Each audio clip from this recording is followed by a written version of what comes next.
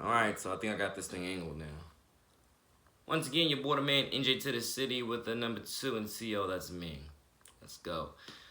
So, after just posting the how to be a cool kid this school year, which I'll probably rename into God saved me from myself, because that was the ending of the video.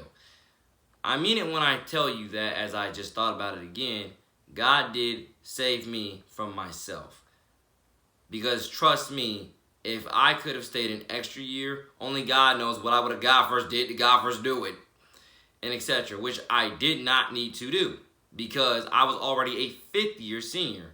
I learned that from college, and I mean in terms of like college sports, when they say all these quarterbacks are fifth year seniors, I learned it from college sports about what being a fifth year senior was, and so on. Obviously, it goes different in high school, but you get the point, and so on. So that means I would have been a sixth year senior. If I had graduated with a class of 19, I would have been a sixth year senior. And I can assure you that I have no clue all the ramifications that would have came with. I'm pretty sure these would have been littler than ever in terms of the impact, the influence, the growth, the responsibility, the character counts, you name it. Because I'm NJ2TheCity. I'm a leader. And I always do what I God first can to run it. Do what I God first can to make everybody feel godly, loved, cared about, special, protected, etc. You can name so many different various words with it. With that being said, something that also is on my mind, I'm not telling you that I had the best childhood. I did not. But I can also not lie and say that my childhood was even nearly as bad as a lot of people, other people's childhood was. Because it wasn't. But I mean it when I tell you one of the top reasons why I'm going to be dropping 100 songs one of these days, whether it's within the next month, within the next, within a couple months, I don't know the timeline of dropping them, whether they're going to all be dropped in one day or they'll be dropped in, in a couple months, in terms of spreading them out throughout the second half of this school year. I mean, second half of this year, first semester of the school year. I don't know. But I know that with dropping them, it's going to be about, once again, I'm dropping them for these key reasons. I'm dropping them. I'm dropping all this music for key reasons. The top key reason I'm dropping all this music, again, is for that matter of, like I said, to grow my... okay, the word I was about to say there. Well, that word would be more so if I... Okay. I was thinking about athletic wear when I was with the word I was about to say. Like a knee brace, the word I was about to say. But no, grow my base. I want to grow my base. I have to grow my base. I have to grow my impact. I have to grow my influence. God bless all you perfect kids out there. And what that essentially means, I don't mean the elementary schoolers that majority of us look at as perfect in terms of sweet, cute, innocent. I mean more so in terms of the middle school, high schoolers that some of us, again, consider cute, sweet, and innocent because they either don't ever really get in trouble or they even say they don't ever really talk out of term or whatever the case might be. God forgive me the times that I talk out of term, but I usually do it once again for particular reasons because I'm an outspoken individual. I can choose to shut up and say nothing and just talk when I am spoken to. But dare I say I get more satisfaction out of, being vibrant. Sometimes you could even say being arrogant, but more so being interactual, if that word even makes sense. I get more. I love transparency. So I love interaction. I love interacting. I love transparency. And that's another big part I want everybody. I love transparency. I love getting to know people directly. I love all that face-to-face human interaction, etc., etc. I'm a people person. So with that being said, God bless all you perfect kids out there that I love so dearly, and you remind me at times of myself. If not, you also at times give me the biggest hope in the world that we hopefully have 10 years down the line, knowing today's state of the world. But I'm not here to, as I have to keep reinforcing this to my own self at times, I'm not here making this music for the perfect kids. contrary to popular belief. I'm making this music for all these ostracized kids, all these kids that have whatever type of disorder that you might have, and so on. Try to figure out cleaner ways to say that if that wasn't clean enough. Ostracized kids that might, mental health stuff. I'm here to make music for, kids that feel ostracized, bullied, harassed. They have no hope. They have no reason for living. Depression, anxiety, suicidal thoughts. I'm here to make music for those kids. I'm here to make music for kids that have, mental health interactions. It's on mental health studies. You get the point. You all are totally a core part of this base. Don't ever get that messed up and twisted. All you LGBTQ kids, please don't ever get that twisted. You all are an important part of this base. You don't know how many songs I have written for you, let alone a song I just wrote last night for you. But I also want all you LGBTQ kids to understand. A lot of this music, once again, I'm writing to literally make people think, and some of this music is going to piss a lot of people off. Either because how vague I am with some things, or because of just how, the tongue twisters that I put in there that make you think, he just said what now? I'm making you think. But I love all you LGBTQ kids. You kids do not deserve to be harassed, bullied, neglected, mistreated, abused, and thrown to the curb to just die. You don't deserve that. And I'm so deeply sorry for any of you who have felt that way, let alone probably going to feel that way this upcoming school year from whatever, possible reason.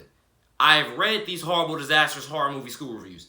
I've heard your voice, let alone you can also go look at the Equality for NHS page, Nice High School, Equality for NHS page on Instagram. That's a great quality page. Also, Nice Confessions as well on Instagram. Those two pages I can name for sure. Look those pages up. Why do I say that? Because, ladies and gentlemen, I love Instagram for various reasons. One of the top reasons why I love Instagram is because of I love seeing everybody so happy and so smiling and living, I would say, a very blessed life. If not also, you could say a very perfect life at times. And if not perfect, let's just say blessed then. I love seeing that. But what I also understand is that, and I'm not going to lie, some of you make me jealous with how blessed your life looks, even though I have no reason to be jealous because I'm blessed too. But when I say you make me jealous, I'm not there with you because I know that we're besties and I know that, we love each other and I know there's just, again, so much more of the impact that I can make on your life and you can possibly make on mine so we can learn, build, and grow together in Christ's name. That's what I meant when I said the jelly part. But, indeed, I love Instagram for, various reasons. That's one of the top reasons why I love it. Other than interacting and engaging with communities, hashtags, posting my stuff about being a role model, and so on. I want kids to totally understand, and I really, again, don't care which school you are, which you see this. Parents, again, click on these videos. Learn who I am. Learn how you can help your kid through me. Right? I think I said that right. Etc. Learn, please. We got to learn with Jesus. We got to walk with Jesus. We got to learn from each other and walk with Jesus. We got to. Look at the state of the culture we're in today. Look at the world we're in today. You got no other choice. It's either walk with Jesus, learn from each other, or continue to keep going astray and having the death rate rise from various different causes. By the way, my number one social justice cause that I'm going to eventually announce on social media, my number one social justice cause is gun violence. My number one social justice cause. And it kind of does make a lot of sense because I'm a rapper. So I can assure you, my number one social justice cause is gun violence. And I think it makes sense, not because I'm a rapper, but because I do listen to rap music, and I do hear all the crap that they keep saying. They do glorify violence in a lot of rap songs, and so on and so on. And I am absolutely disgusted with a lot of that rhetoric, and so on. I mean, come on. Like Lecrae said, I know y'all greater than the songs y'all creating, etc. And then the way people rap about money. What in God's name has to happen in 2020, let alone, God willing, 2021, for people to get out of their own head and realize life is more than material wealth. Life is more. No matter how much money you have in the bank, no matter what is in your house, no matter what's on your body, this is not going to get you to heaven. Get that through your head. No matter what you have on your body. Because I've said it countless times. Nothing on my body makes me who I am. Nothing. Now, I'm not saying it doesn't speak my language like God first. You know, my God of everything had. Of course it speaks my language, but nothing on my body makes me. Not my phone doesn't make me. My Xbox don't make me. Nothing material makes me. Sorry that I'm now screaming, spazzing, and probably look a crazy person. But you, again, do need to see me ranting a little bit to see that, yes, Nate does have this side to him. I might not, let it out all the time, or at least in public, for various reasons, trying to set examples for kids. But, like I say, sometimes, whether it's in person or whether it's, through this, you do need to see me ranting. Trust me, I'm a human. I get frustrated. I get angry. I'm like, oh, Lord. On a lot of different topics. Trust me, I feel some of the same pains and not all the same pains you feel for various different reasons. And that's why I would say, am a proud person for so many different causes. We got to start godly somewhere. But as I said, nothing on my body makes me. This phone don't make me. The Xbox don't make me. The money don't make me. How many?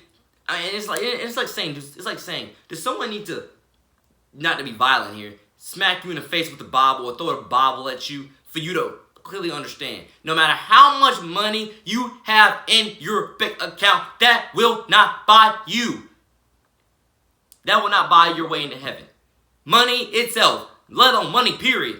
Nothing physical of material wealth will get you into heaven. Nothing. Nothing.